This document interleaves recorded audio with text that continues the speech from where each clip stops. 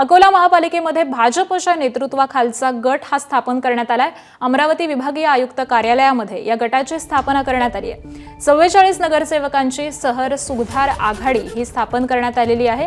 तर आघाडीमध्ये भाजपचे 38, राष्ट्रवादी शरदचंद्र पवार पक्षाचे 3 आणि अपक्ष 1, त्याबरोबरच शिवसेना आणि राष्ट्रवादीचा देखील एक नगरसेवक या आघाडीमध्ये असणार आहे। तर सत्ता स्थापनेसाठी 41 सदस्यांची गरज आहे आणि भाजपकडून आघाडीमध्ये एकूण 44 नगरसेवक आहेत आणि त्यांची गटनोंदणी करण्यात आलेली आहे। त्यामुळे अकोल्यामध्ये भाजपचा महापौर बसणार हे जवळपास निश्चित झालंय। 27 नगरसेवक हे काँग्रेसमधून निवडून आलेले असून देखील सत्ता स्थापनेपासून मात्र काँग्रेस ही दूर राहिलेली आहे आणि आता अकोल्यामध्ये भाजपचा नगरसेवक यांची गटनोंदणी झालेली आहे आणि त्यांचाच महापौर बसणार आहे।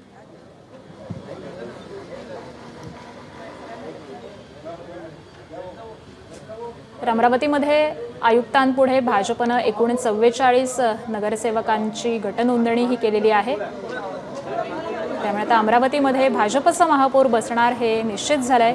या सत्ता स्थापनेमध्ये 41 सदस्यांची गरज होती आणि भाजपनं आघाडीमधील एकूण 44 नगरसेवकांची गटनोंदणी केलेली आहे। यामध्ये भाजपचे 38, त्याबरोबरच राष्ट्रवादी शरदचंद्र पवार पक्षाचे 3, अपक्ष 1, शिवसेना आणि राष्ट्रवादीचा 1 असे नगरसेवक या आघाडीमध्ये असणार आहेत।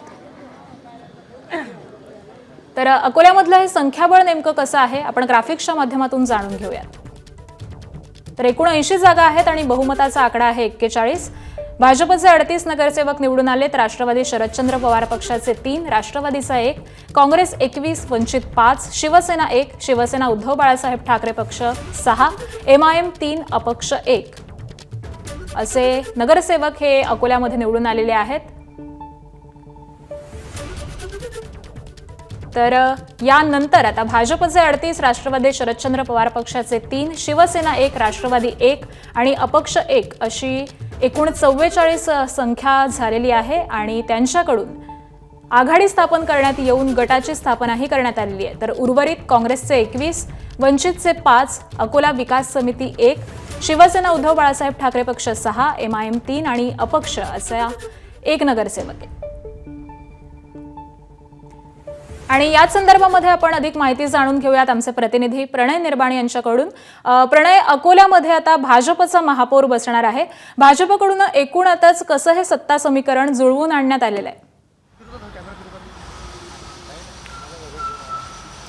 नक्की आकांक्षा, अकोल्यामध्ये भाजपचा महापौर होईल याच्यावर आज शिक्कामोर्तब झालेलं, कारण भाजपच्या नेतृत्वामध्ये एक गट स्थापन केला आहे ज्याचं नाव शहर सुधार आघाडी असं दिलेलं आहे आणि त्यामध्ये भाजपचे 38 आणि राष्ट्रवादी शरद पवार गटाचे 3, राष्ट्रवादी अजित पवार गटाचे 1, शिवसेना शिंदे गटाचा 1 आणि 1 अपक्ष असे मिळून 44 नगरसेवकांचा एक गट स्थापन करण्यात आलेला आहे आणि बहुमताचा आकडा हा 41 आहे। त्यामुळे 44 जणांचा गट स्थापन झाल्याने भाजपचा महापौर पदाचा जो मार्ग आहे तो सुकर झालेला आहे। आपल्यासोबत भाजपचे काही नेते मंडळी, आपण त्यांना विचारूया कोण होईल आता भाजपचा महापौर अकोल्याचा? 100% भाजपाने जो चेहरा समोर दिलेला आहे तो भारतीय जनता पार्टीचा उमेदवार आहे। ते कोण एक नाव? शारदा खेळकर ताई आहेत, शारदा रणजित खेळकर। ते भारतीय जनता पार्टीने उमेदवारी दिलेली आहे त्यांना।